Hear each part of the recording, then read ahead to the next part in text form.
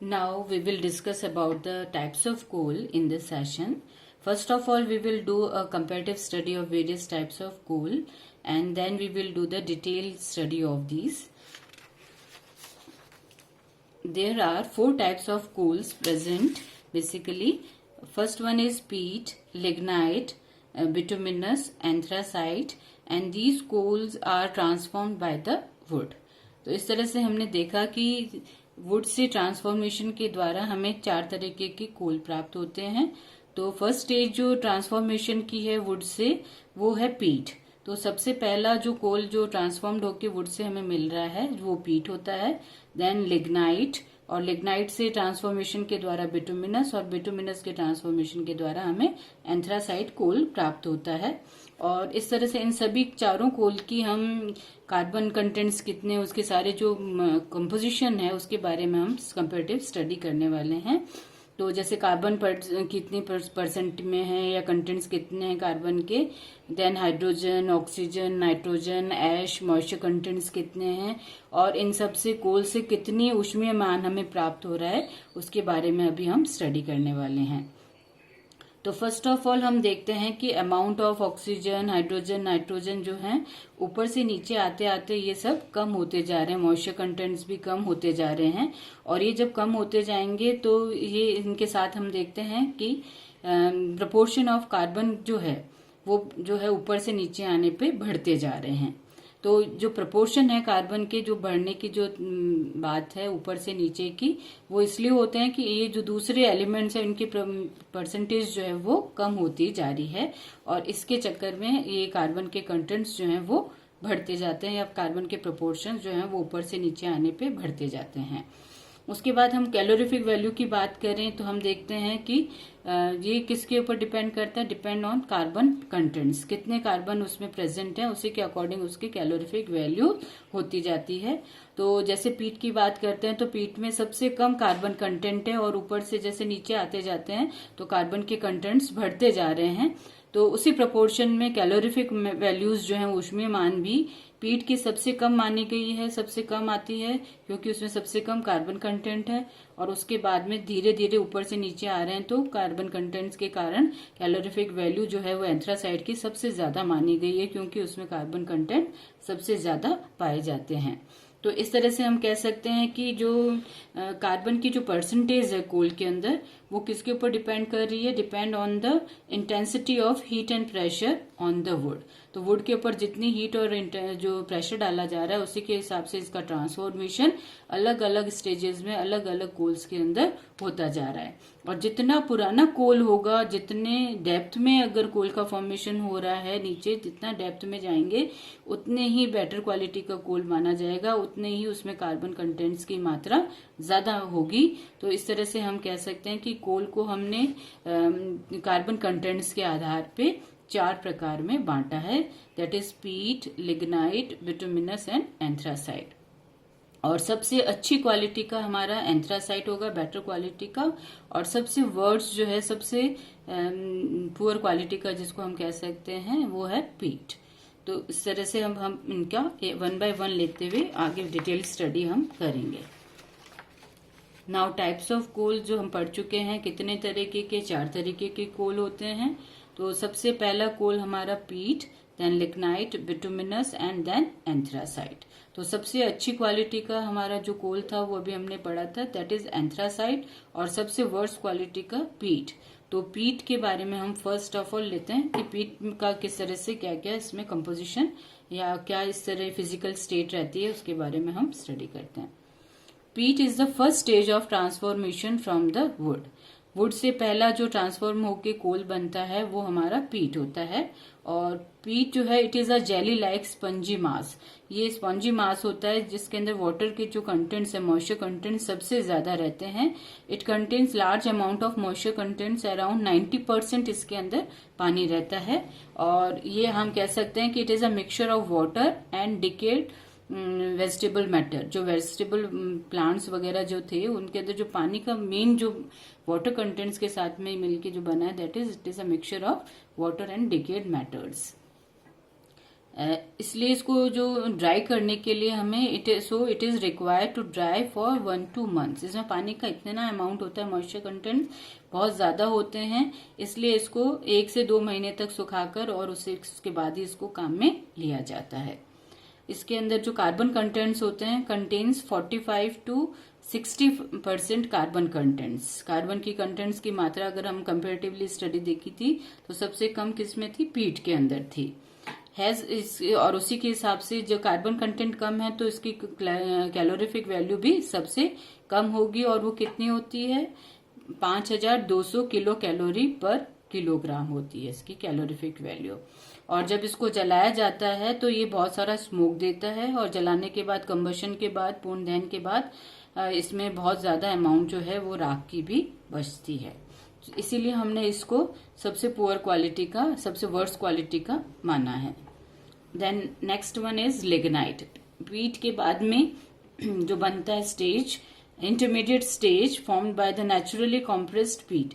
जो पीट जो है उसको नेचुरली कॉम्प्रेस करने के बाद में जो इंटरमीडिएट स्टेट हमें प्राप्त हो रही है कोल की, दैट इज लिग्नाइट कोल। और ये जो कोल है कलर में it is brown coal, soft and combustible. तो ये अच्छा कंबस्शन के द्वारा अच्छे उसमें कम्बस्टिबल होता है, जलने वाला पदार्थ होता है, सॉफ्ट होता है कंपेरेटिवली, और पानी के कंटेंट्स भी इसमें काफी कम हो जाते हैं इन कंपेयर टू द पीट। और कलर जो होता है इसका ब्राउन कलर होता है।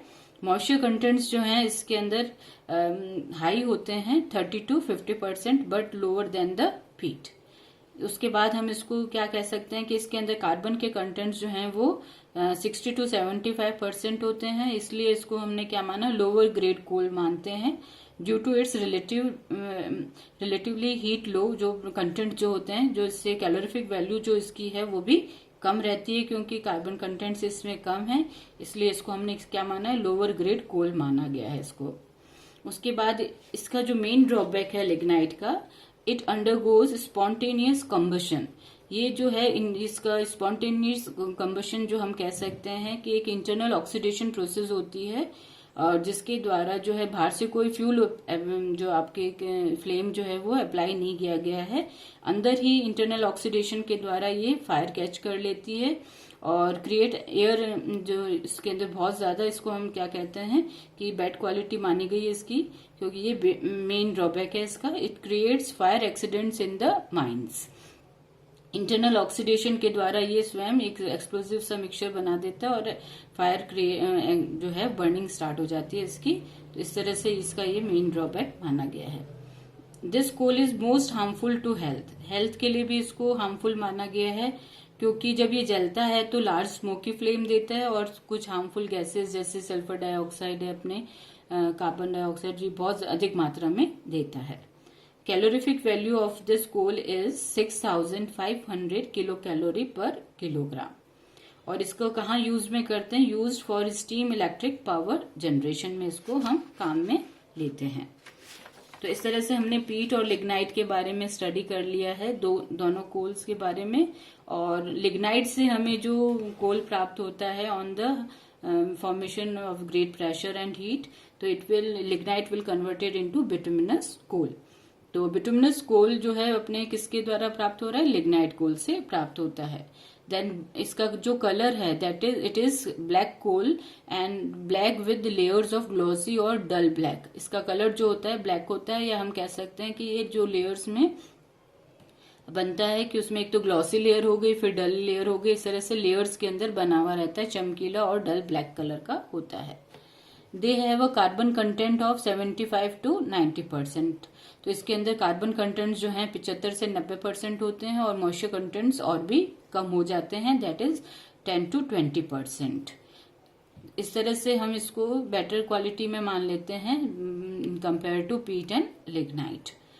और इसको आसानी से जलाया भी जा सकता है, इजियर टू इग्नाइट। और calorific value is very high. इसकी कैलोरीफिक वैल्यू अच्छी होती है क्योंकि कार्बन कंटेंट्स भी बहुत अच्छे हैं इसके अंदर, और वो होती है 8300 किलो कैलोरी पर किलोग्राम। ये जब जलाया जाता है Burns with the long yellow and smoky flame. जलता तो ये भी येलो और स्मोकी फ्लेम के साथ ही है, परंतु इसके कैलोरीफिक वैल्यू और कार्बन कंटेंट्स बहुत अच्छे होते हैं। Used in production of Coke and gases. ये जो है कोक के प्रोडक्शन के लिए काम में आता है, कोकिंग वर्ड, तो इसको हम बिटुमिनस कोल को एक नाम और दे सकते हैं, दैट इज कोकिंग कोल। तो ये इससे बिटुमिनस कोल से कोक का निर्माण होता है और गैसेस के प्रोडक्शन में भी काम में आता है। Then last one that is better quality, सबसे अच्छी क्वालिटी का जो कोल माना गया है that is anthracite coal. Anthracite coal is formed when bituminous coal is subjected to great pressure and heat. वही चीज है कि जब इसके ऊपर अपने बिटुमिनस कोल पे बहुत ज्यादा प्रेशर एक्सर्ट होता है तो वो किस में कन्वर्ट हो जाता है, धीरे धीरे एंथ्रासाइट कोल में कन्वर्ट हो जाता है। एंथ्रासाइट कोल जो है वो सबसे ज्यादा हार्ड होता है, ब्रिटल होता है और डार्क ब्राउन कलर का होता है विथ सेमी मेटेलिक लश्यर। ये सबसे अच्छा कोल माना गया क्योंकि सबसे ज्यादा हार्ड होता है और इसका कार्बन कंटेंट सबसे ज्यादा होने के कारण ये कैसे कलर का होता है, डार्क ब्लैक कलर का होता है। It is very light weight coal, इसमें ये बहुत हल्का कोल होता है when compare to other forms of, दूसरे कोल्स के साथ अगर इसको जब कंपेयर किया जाए तो ये सबसे हल्का कोल माना गया है, लाइट वेट कोल माना गया है। As there is very little moisture content, इसमें पानी की जो मात्रा है वो सबसे कम होती है, इसलिए ये लाइट वेट कोल माना गया है। It contains 90 to 95% carbon content, सबसे मैक्सिमम कार्बन कंटेंट्स इस कोल के अंदर होते हैं और इसको इसीलिए हमने इसको क्या कह दिया है, so it is considered as a highest grade coal, सबसे अच्छी ग्रेड कोल जो है एंथ्रासाइट कोल को ही माना गया है। और जब इसके कार्बन कंटेंट्स इतने सबसे ज्यादा हैं तो इसकी सबसे ज्यादा ही क्या होनी चाहिए, कैलोरीफिक वैल्यू होनी चाहिए, और वो किसके बराबर होती है, 8800 किलो कैलोरी पर किलोग्राम। ये जो है इग्नाइट तो स्लोली करता है पर Burns with nice short blue flame, और ये आराम से इग्नाइट करता रहता है, जलता रहता है, और इसके अंदर जो फ्लेम हमें जो प्राप्त हो रही है वो बहुत छोटी सी और ब्लू कलर की होती है, और जो कि अच्छी मानी जाती है कि ये बहुत अच्छा कोल माना जाता है। और इससे जो कोल से जो हो रहा है धीरे धीरे प्रोसेस होता जाता है और कैलोरीफिक वैल्यू जो है ऊष्मीयमान इसका सबसे ज्यादा होता है। It is suitable for thermal power plants, इसको जनरली हम कहाँ काम में ले सकते हैं, थर्मल पावर प्लांट्स में इसको काम में लिया जाता है। Thank you.